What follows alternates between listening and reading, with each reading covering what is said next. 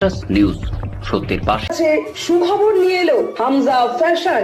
Hamza fashion, এখানে আপনি পাবেন মহিলাদের জন্য অত্যাধুনিক সাজ পোশাক, আছে কুর্তি, লেহেঙ্গা, শাড়ি, স্যুট, নকাব ইত্যাদি। আমাদের ঠিকানা Asansol GT road, Eastern Railway high স্কুলের বিপরীতে। তাহলে আর দেরি কেন, এবার পুজোতে আপনারা সবাই চলে আসুন হামজা ফ্যাশনে।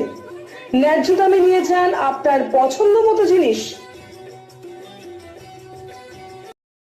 নিউজ সত্যের পাশে। শ্রী শ্রী রবিশঙ্করের ৭০তম জন্মজয়ন্তী উপলক্ষে আয়োজিত হয় ভজন ক্লাবিং ডিভোশন মিটস ভাইব অনুষ্ঠান। দ্য আর্ট অব লিভিংয়ের উদ্যোগে আয়োজিত এই অনুষ্ঠানে ভক্তি, সঙ্গীত, নৃত্য এবং উদযাপনের এক অনন্য পরিবেশ তৈরি হয় রবীন্দ্র ভবন প্রাঙ্গণে।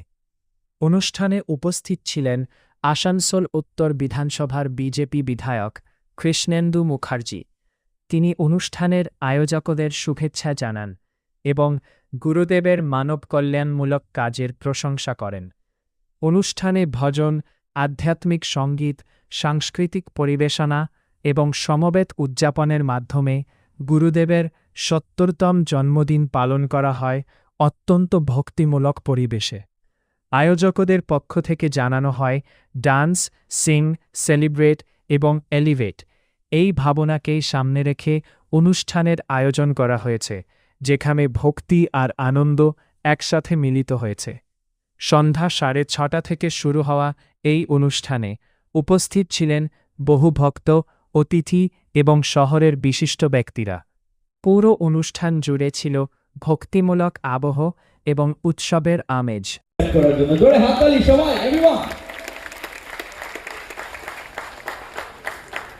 भैया बिना कुछ बोले जाएंगे अच्छा नहीं। ভালো আর আমাদের युवा আমাদের নেতা এসছে কে পুরো শিল্পাঞ্চলকে পুরো পশ্চিম বাংলা আমাদের মাননীয় আদরণীয় সুরেন্দ্র দা বসেছেন। আমাদের সিএম অনেক কিছু হতে চলেছে এখানে। এবার পশ্চিম বাংলা নতুন পশ্চিম বাংলা হবে, সোনা অক্ষরে লেখা যায়গা, এটা সোনার বাংলা হবে। এটাই বলবো, ভারত মাতা কি জয়, জয় জয় শ্রীরাম। নিউজ সত্যের পাশে। গ্রিন আসানসোল, ক্লিন আসানসোল, আপনাদের শহর আসানসোলকে। নিউজ সত্যের পাশে। বিরক্ত হয়ে যাবে বেশি বললে। সবাই ভালো আছেন তো?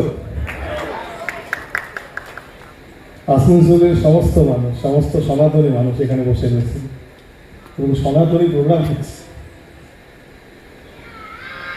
প্রেসার কুকারের মধ্যে সবাই ছিলেন, প্রেসার কুকার থেকে বেরিয়েছে।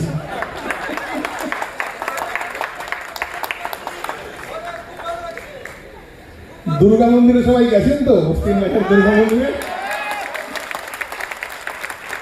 আপনাদের আশীর্বাদে, আপনাদের ভালোবাসায়, আপনাদের আস্থা, আপনাদের বিশ্বাসে আপনারা যে আমার উপর আস্থা রেখেছেন, বিশ্বাস রেখেছেন।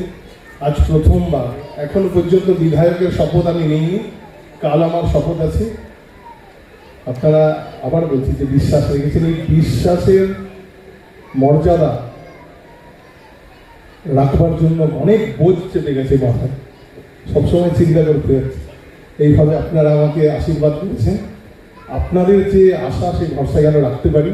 পরম করুণাময় ঈশ্বরের কাছে প্রার্থনা যেন আমাকে যেন ভগবান শক্তি দেয় যে আমার শহর, আমার প্রাণের শহর, আমার ভালোবাসার শহর, আপনাদেরও ভালোবাসার শহর, এই শহরের বুকে যা যা ছিল না, যা যা অন্যায়, সব কিছু যেন আমি যেন আপনাদের পাহারাদার হয়ে, আপনাদের চৌকিদার হয়ে আমি যেন 5 বছরে সেগুলো করতে পারি।